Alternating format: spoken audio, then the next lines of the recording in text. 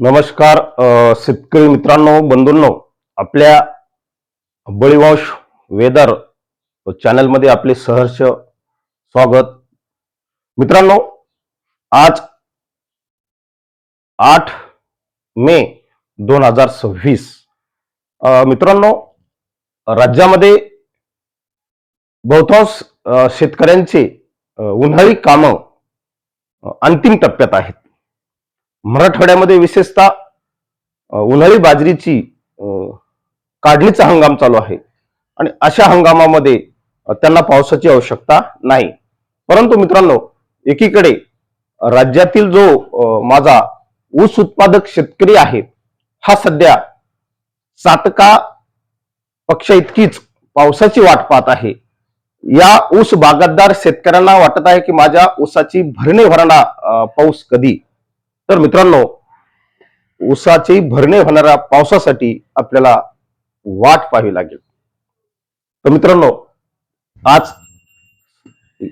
आजच्या व्हिडिओमध्ये आपण नेमकं तेच पाहणार आहोत की राज्यामध्ये ऊस उत्पादक शेतकऱ्यांना दिलासा देणारा पाऊस कधी. मित्रांनो, या उपग्रह प्रतिमाचं विश्लेषण केलं असता दक्षिणेकडे मोठ्या प्रमाणावर ढगांची गर्दी झालेली आहे आणि याचा परिणाम म्हणून राज्याच्या दक्षिण भागात सांगली, सातारा, कोल्हापूर, सोलापूर, अगदी मराठवाड्याच्या दक्षिण पट्ट्यापर्यंत ढगाचं आच्छादन आहे. मोठ्या प्रमाणावर आर्द्रता राज्यामध्ये आहे आणि त्यानंतर दुपारनंतर हलक्या स्थानिक पावसाच्या शक्यता तयार होतील. फार मोठा पाऊस राज्यात सध्या तरी मित्रांनो आपण पाठीमागे सांगितलेलं आहे 15-16 तारखेच्या नंतरच राज्यात खऱ्या अर्थानं पावसाची ऍक्टिव्हिटीज वाढणार आहे.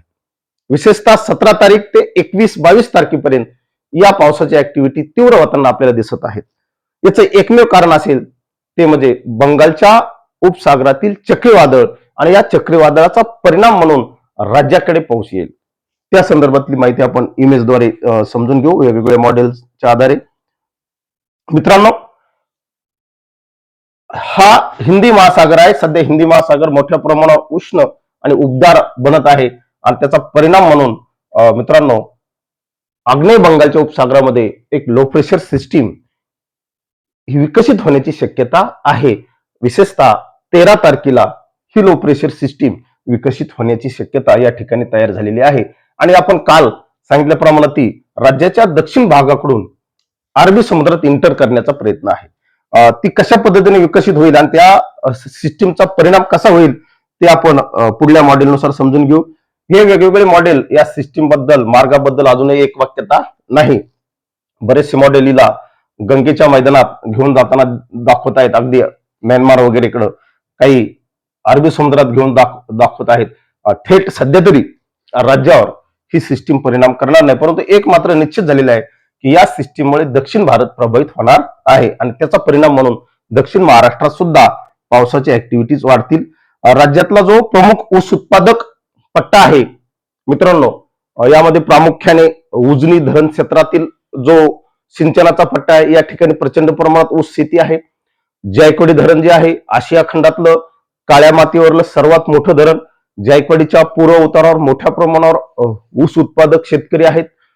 त्यानंतर राज्यातल्या इतरही छोट्या छोट्या धरणावर मोठ्या प्रमाणावर ऊस उत्पादक शेतकरी राज्यामध्ये आहे. ऊसाचं एक मोठं उत्पादन राज्यात घेतलं जातं आणि आता नेमका मे आलेला आहे.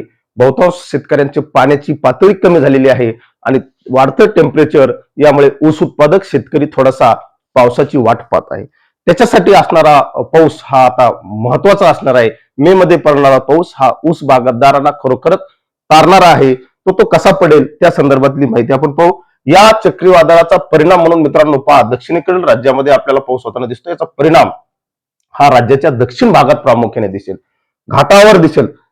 पश्चिम घाट याला आपण सह्याद्री म्हणू, त्या भागात दिसेल. या सिस्टीमचा परिणाम मित्रांनो दक्षिण महाराष्ट्रात निश्चित होणार आहे. यामध्ये सांगली, सातारा, सोलापूर, कोल्हापूर, लातूर, धाराशिव, जालना, बीड, त्यानंतर इकडं घाटावरले जिल्हे पुणे, अहिल्यानगर, नाशिक या भागात सुद्धा त्याचा परिणाम होणार आहे. या भागात या सिस्टीममुळे पाऊस होणार आहे. ते पुढील इमेजद्वारे आपण समजून घेऊ. हे पहा ECMWF च मॉडेल आहे. याने फार 21 तारखेपर्यंत ही इमेज आहे. इथं पहा 21/5 आणि फार काही पाऊस त्यांनी राज्यामध्ये दाखवलेला नाही. साधारणतः 17 ते 21 दरम्यान पावसाच्या ऍक्टिव्हिटीज वाढतील, ह्या दक्षिणेकडून वाढतील या ठिकाणी आपल्याला त्यांनी घाटावर दाखवलेला आहे. त्यामुळे सध्या तरी पावसाबद्दल जो काही गोंगाटा चालू आहे, गोंधळ चालू आहे, तो मित्रांनो निश्चित शेतकऱ्यांना एक गोंधळाची परिस्थिती निर्माण करणार आहे.